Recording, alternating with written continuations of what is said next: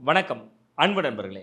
India today C ஓட்டர்ஸோட கருத்து கணிப்பு வெளியாயிருக்கு. இந்த கருத்து கணிப்பு இந்தியா முழுவதுமே கடுமையான அதிர்வுகளை ஏற்படுத்தியிருந்தாலும் தமிழகத்தில் மீண்டும் திமுக ஆட்சி தொடரும் அப்படின்னு சொல்லியிருக்காங்க. அது மட்டும் இல்லாமல் விஜய்க்கான செல்வாக்கு கூடியிருக்கிறதாவும் அதில் சொல்லப்பட்டிருக்கு. சி ஓட்டர்ஸ் கருத்து கணிப்பில் என்ன சொல்லப்பட்டிருக்கு அப்படிங்கிறத முதல்ல நம்ம பார்த்துருவோம். பார்த்துட்டு அது உண்மையாக இருக்குமா, அப்படி இருக்கிறதுக்கான வாய்ப்பு இருக்கா, அப்படிதான் அமைய போகுதாங்கிறத என்னோட கோணத்தில் ரொம்ப குறிப்பாக ஒரு பத்திரிகையாளருடைய பார்வையில் நம்ம பார்க்க இருக்கிறோம். வாங்க நம்ம வீடியோக்குள்ளே போயிடலாம். இந்தியா டுடேவும் சி ஓட்டர்ஸ் நிறுவனமும் சேர்ந்து தொடர்ச்சியாக பல்வேறு வகையான கருத்து கணிப்புகளை அவ்வப்போது நடத்திக்கிட்டு தான் இருக்காங்க. அந்த வகையில் அவர்கள் ஒட்டுமொத்த இந்தியாவுக்கான ரிசல்ட்டை வெளியிட்டிருந்தாலும் கூட அதில் தமிழ்நாட்டு ரிசல்ட்டை நம்ம ரொம்ப குறிப்பாக பார்த்துடலாம். தமிழ்நாட்டு முடிவுகளை பொறுத்தவரை திமுக கூட்டணிக்கு இப்போ 48% மக்கள் மத்தியில் ஆதரவு இருக்குது அப்படின்னு சொல்லியிருந்தாங்க. இது மட்டும் இல்லாமல் ஏற்கனவே கடந்த பிப்ரவரி மாதத்தில் இதே நிறுவனம் நடத்தின சர்வேல 52% இருந்த திமுக கூட்டணி கட்சிகளுக்கான ஆதரவு, அதாவது திமுகவின மக்களுக்கு இருந்த செல்வாக்குங்கிறது 52% இருந்தது. இப்போ 48% குறைந்திருக்கு. ஆனால் இன்னைக்கும் திமுக கூட்டணி தான் லீடிங்ல இருக்கு அப்படிங்கிற மாதிரி அவங்க காட்டியிருக்காங்க. இரண்டாவது இடத்துல அதிமுக இருந்தாலுமே கூட இந்த இடத்துல குறிப்பிடத்தகுந்த அம்சம் என்ன அப்படின்னு பார்த்தீங்கன்னா, விஜய் என்கிற ஒரு ஃபேக்ட் அது வந்து கிட்டத்தட்ட ஒரு 15% ஓட்டை அதர்ஸ் அப்படின்னு சொல்லக்கூடிய பட்டியலில் வச்சிருக்காங்க. அந்த அதர்ஸ்ன்னு சொல்லக்கூடியதில் சீமானும் இருக்காரு, விஜய் போன்றவர்களும் இருக்காங்க. ஸோ ஆனால் இந்த இடத்துல விஜய் ஓவர் லுக் பண்ணி வளர்ந்து வர்றாரு அப்படிங்கிறத தான் இன்னைக்கு தமிழக அரசியல் களத்தில் இது புரிந்து கொள்ளப்படுது.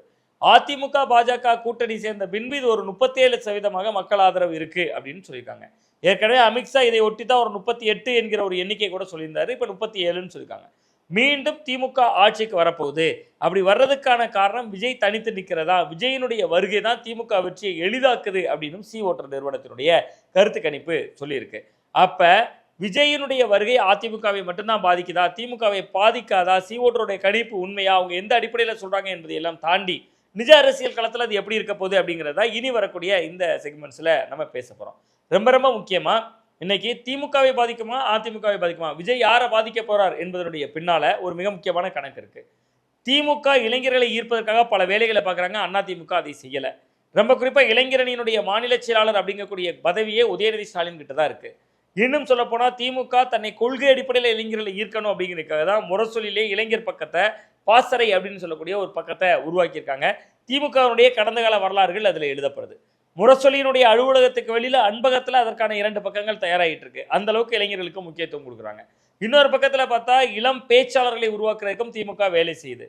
இது மட்டும்தான் இளைஞர்களை நோக்கி கட்சி ரீதியாக செய்கிறாங்கன்னா, ஆட்சி அதிகாரத்தை பயன்படுத்தி சற்றேறக்குரிய ஒரு 2 லட்சத்துக்கும் அதிகமான மாணவிகளுக்கு மாதந்தோறும் 1000 ரூபாய் போயிட்டு இருக்கு.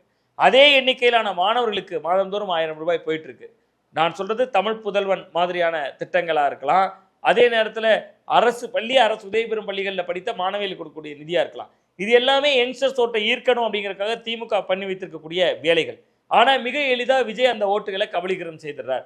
விஜய்க்கு விழக்கூடிய ஓட்டுகளில் பெரும்பகுதி சற்றேறக்குரிய ஒரு 80% வரை அப்படி நம்ம கணிக்கக்கூடியது என்ன அப்படின்னு பார்த்தீங்கன்னா, முதல் தலைமுறை வாக்காளர்கள். அந்த முதல் தலைமுறை வாக்காளர்களை குறிவைத்து தான் திமுக தொடர்ச்சியாக பல்வேறு திட்டங்களை செயல்படுத்தி வராங்க. அதுதான் நான் குறிப்பிட்டதை போல பள்ளிகளில், அரசு பள்ளிகள், அரசு உதவிபெறும் பள்ளிகளில் படித்துவிட்டு கல்லூரிக்கு வருபவர்கள் கொடுக்கக்கூடிய மாதந்தோறும் 1000 ரூபாய்.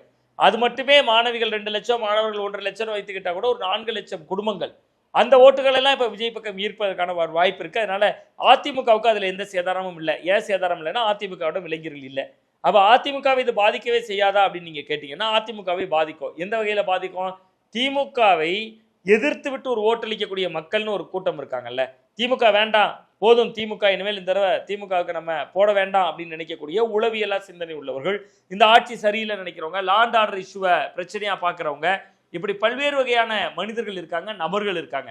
இவங்கெல்லாம் அதிமுக மட்டும்தான் மாற்று சாய்ஸாக இருக்கும். ஆனால் அவர்களுடைய மாற்று சாய்ஸில் இப்போ யார் வந்து இடம் பிடித்திருக்கிறார் அப்படின்னு நீங்கள் பார்த்தீங்கன்னா, விஜயும் இருக்கிறார். ஸோ அது அந்த வகையில் அது அதிமுகவை சேதாரப்படுத்தும். இது அதிமுகவுக்கு ஏற்படக்கூடிய சேதம். இன்னொன்று மிக முக்கியமாக, ஒவ்வொரு தேர்தலையும் ஒரு ஆட்சி மாற்றத்தை எதிர்பார்க்கக்கூடியவர்கள் இருப்பாங்க. அவர்களும் வந்து அதிமுக பக்கம் இருந்து விஜய் பக்கம் நகர்வதற்கான ஒரு வாய்ப்பு இருக்கு. அந்த வகையில் இது அதிமுகவுக்கான சேதம் தான். திமுகவுக்கு இளைஞர்கள் பலத்தை உடைப்பதற்கான ஒரு சேதத்தை தரும். இன்னும் சொல்லப்போனால் திமுக கூட்டணிக்குள்ள இருக்கக்கூடிய விசிகா மாதிரியான கட்சிகள் இன்றைக்கும் நம்ம பார்க்கலாம், பட்டியல் சமூக மக்கள் மத்தியில் விஜய்க்கு ஒரு பெரிய செல்வாக்கு இருப்பதை பார்க்க முடியுது. இன்னமும் நீங்கள் பொங்கல் விழாக்களுக்கு பட்டியல் சமூக கிராமங்களுக்குள்ள நம்ம போனோம்னா இன்னைக்கும் போக்கிரி படத்துல இருந்து விஜயனுடைய பாடல் ஒளிபரப்பாகுது. அதுல சேரி இல்லா ஊருக்குள்ள பிறக்க வேணும் பேரப்புள்ள, பட்டதெல்லாம் எடுத்து சொல்ல பட்ட படிப்பு தேவையில்லை என்பது தொடர்பான அந்த பாடலா இருக்கலாம். தீப்பந்தம் எடுத்து தீண்டாமை கொளுத்து என்கிற அந்த பாடல்ல போக்கிரி படத்துல வரக்கூடிய பாடலா இருக்கலாம். இதெல்லாமே ஹை பிச்சில் ஒழிக்கக்கூடிய காட்சிகளை ஒரு ஊடகவியலாளராக மட்டுமில்ல பல ஊர்களில் பேச போகிற பேச்சாளர் என்கிற முறையில் நானே பார்த்திருக்கிறேன், உணர்ந்திருக்கிறேன். ஸோ விஜய் தாவேகா என்பது வந்து திமுக அதிமுக மட்டுமில்ல, திமுக கூட்டணிக்குள்ள இருக்கக்கூடிய அங்கம் வைக்கக்கூடிய சிறுபான்மையினர் ஓட்டுக்கள் ரொம்ப பெரும்பான்மையாக இன்னைக்கு கையில் வைத்திருக்கக்கூடிய காங்கிரஸ் கட்சியினுடைய ஓட் பேங்கை அவர் கை வைப்பார். விஜய் எப்படி சிறுபான்மையினர் ஓட்டை ஈர்க்க முடியும் அப்படிங்கக்கூடிய கேள்விக்கான பதில் என்னன்னா, விஜய் திமுகவை மட்டும் திட்டல, பாஜகவையும் திட்டார். பாஜகவை கொள்கை எதிரியா அறிவிச்சிட்டார். பிரதமரை பார்த்து கேள்வி எழுப்புறார். அவருடைய கேள்விகளில் மிக முக்கியமான ஒரு கேள்வியா நீட் விலக்கு என்னாச்சு என்று கேட்கிறார். நீட்டை வந்து ஏன் ரத்து பண்ண முடியலன்னு கேட்கிறார். தொடர்ச்சியா பல விஷயங்களை கேட்கிறார். இஸ்லாமியர்களை ஓட்டுகளை வளைப்பதற்காக விஜய் எடுக்கக்கூடிய அஸ்திரம் என்பது தன்னுடைய அந்த பொதுக்கூட்டத்தில் மதுரை மாநாட்டில் பேசுறார். நீங்க எங்களுக்கு இஸ்லாமியர்களுக்கு விரோதமாக செயல்படதான் இந்த ஆட்சிக்கு வந்தீங்களான்னு கேட்கிறார். இப்படியெல்லாம் விஜய் பேசுவதனால் அது திமுக கிட்டத்தட்ட தொடர் வெற்றியை பெறுது. 8 ஆண்டுகள் முதல்வராக இருக்கக்கூடிய மு க ஸ்டாலின் அவர்கள் திமுக தலைவராக 8 ஆண்டுகள் ஆகிறது. இந்த 8 ஆண்டுகள்ல தொடர் வெற்றி தான். 2019 பாராளுமன்ற தேர்தல் வெற்றி, 21 சட்டமன்ற தேர்தல் வெற்றி, 24 பாராளுமன்ற தேர்தல் வெற்றி. ஆனால் இந்த 3 தேர்தல்களையும் அவர்கள் அதிமுகவை எதிர்க்கல, அதிமுகவுக்கு எதிராக எதுவும் பேசல, அதிமுக ஆட்சி ஊழல் மலிந்த ஆட்சி என்று பேசல. பாஜக எதிர்ப்பு என்கிற புள்ளியில் வாங்கிய ஓட்டுகள். அன்றைக்கு விஜய் பாஜகவையும் திட்டுகிறார். அதனாலதான் சொல்றேன், போட்டி களத்துல திமுகவையும் அதிமுகவையும் சரிசமமாக இது சிதைக்கும். அப்படி சிதைச்சா என்ன ஆகும்? திமுகவுக்கும் அதிமுகவுக்கும் சரிசமமாக ஓட்டுப்பளவை விஜய் ஏற்படுத்துவாரே, ஆனால் போட்டி களம் கடுமையாகும். அப்படின்னா ரிசல்ட் எப்படி இருக்கும்? விஜய் எத்தனை சீட்டு ஜெயிப்பாரு? விஜய் தான் மட்டும்தான் ஜெயிக்க முடியும். 2006 அதுதான் விஜயகாந்த் அவர்களுக்கு நடந்தது. விருத்தாச்சலம் பகுதியில் ஜெயித்தாரு. அங்கே பாட்டாளி மக்கள் கட்சியினுடைய கோட்டை. வன்னியர் ஓட்டு அந்நியருக்கு இல்லை என்று பேசிய இயக்கம் அது. அந்த ஏரியாலேயே போய் விஜயகாந்தால் ஜெயிக்க முடிஞ்சு. ஆனால் கொள்கை அரசியல் சித்தாந்தம் என்று பேசக்கூடிய சீமான் அவர்களால் சட்டமன்ற தேர்தலில் ஜெயிக்க முடியல. அவங்க கொள்கையை தாண்டி ஒரு மாஸ் மனநிலை இருக்கு. அந்த மனநிலை விஜய் மீதும் படிந்திருக்கிறது. ஸோ விஜய் எந்த தொகுதியில் போட்டிட்டாலும் ஜெயிப்பார். மற்றவர்கள் ஜெயிப்பதற்கான வாய்ப்பு கம்மி. வேட்பாளர்கள் தேவை, பிரபலமானவர்கள் தேவை. அதற்காக தான் விஜயம் அழுப்பலாக ஒரு பதில் சொல்கிறார். ஒவ்வொரு தொகுதியிலும் நானே போட்டியிடுவதாக நினைத்துக் கொள்ளுங்கள். மதுரையில் நான் தான் போட்டி, தென்காசியில் நான் தான் போட்டி, திருநெல்வேலியில் நான் தான் போட்டி என்பதாக அவர் ஒரு பட்டியலை மதுரை மண்டலத்தை மையப்படுத்தி சொன்னாலும் கூட அதுதான் உண்மை. அப்படி அவர் பேசுகிறாரு. ஸோ அப்போ களம் எப்படியாக மாறும்னா, திமுக அதிமுக இடையில ஒரு கடும் போட்டியை நோக்கி தான் களத்தை நகர்த்தும். சி ஓட்டருடைய கணிப்பில் நமக்கு உடன்பாடு இல்லை. திமுக முழு பிளட்ஜில் ஜெயிச்சிடும் அப்படிங்கிறதுல நமக்கு உடன்பாடு இல்லை. ஏன் இருக்க மாட்டேதுன்னா, அதிமுகவுக்கு முன்னாள் அமைச்சர்கள் இருக்காங்க, ஒவ்வொரு ஊர்லையும் முன்னாள் அமைச்சர்கள் இருக்காங்க. அந்த முன்னாள் அமைச்சர்கள் உள்ளூரில் களப்பணியாற்றிருக்காங்க. அவர்களுக்கென்று ஒரு செயல் வீரர்கள் கூட்டம் இருக்கிறது. அவர்களுக்காக வேலை செய்வதற்கான ஒரு வலுவான டீம் இருக்கு. அந்த ஓட்டெல்லாம் எதிரொலிக்கும். ஸோ திமுக வந்து அதிமுகவை ரொம்ப உதாசீனமாக டீல் செய்து விட முடியாது. 30 முன்னாள் அமைச்சர்கள் இருக்கிறாங்கன்னா 30 மட்டும் இல்லை, விஜய் ஜெயலலிதா அவர்களுடைய காலம் அப்பருந்து தொடங்கி, எம்ஜிஆர் அவர்களுடைய காலம் தொடங்கி, கிட்டத்தட்ட செம்மலை போன்றவர்கள்லாம் எம்ஜிஆர் அவர்கள் காலத்து அரசியல்வாதி. எடப்பாடி பழனிசாமி அவர்களே கூட ஜே அணி ஜானகி அணி என்று பிரிந்த பொழுது ஜே அணியிலிருந்து ஜெயித்தவர். இப்படி பாரம்பரியமாக வெற்றி பெற்ற வெற்றியாளர்கள் இருக்காங்க. நான் ஒரு உதாரணத்துக்கு அந்த கட்சியுடைய பொதுச்செயலாளர் பெயரை குறிப்பிட்டேன். அப்ப எல்லாரும் இருக்காங்க. ஸோ இவர்கள் போட்டியிடக்கூடிய தொகுதிகள்லாம் ரொம்ப வலுவாக இருப்பார்கள். அதனால சி ஓட்டருடைய கணிப்பு என்பது இன்னைக்கு எலெக்ஷன் நடந்தாலும் அவர்கள் பாராளுமன்ற தொகுதியினுடைய அடிப்படையில் 36 சீட்டு திமுக ஜெயிக்கும், 3 சீட்டு அதிமுக பிஜேபி அலையன்ஸ் ஜெயிக்கும்னு சொல்றாங்க. 3 சீட்டு என்று சொல்வது ஒரு நாடாளுமன்ற தொகுதிக்கு 6 சட்டமன்ற தொகுதிகள் என்கிற அளவில் நீங்கள் மதிப்பீடு செய்தீங்கன்னா 18 சட்டமன்ற தொகுதிகள் வெறும் 18 என்பதற்குள் சுருங்கி விடுமா என்று சி ஓட்டருடைய கணிப்பில் நமக்கு பிள்ளை இருக்கிறது.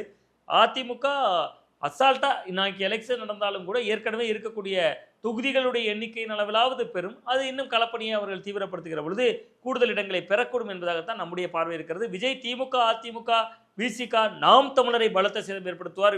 போன்ற 4 கட்சிகளையும் அவர் பிரதானமாக சேதப்படுத்துவார் என்பதாகத்தான் நம்முடைய பார்வை இருக்கிறது. பார்க்கலாம் எப்படி அமையப் போகிறது என்பதை இனிவரும் நாட்கள் தீர்மானிக்கும், காலம் தீர்மானிக்கும், மக்கள் தீர்மானிப்பார்கள். மீண்டும் நல்ல ஒரு அரசியல் அப்டேட்டோடு உங்களை சந்திக்கின்றேன். நன்றி, வணக்கம்.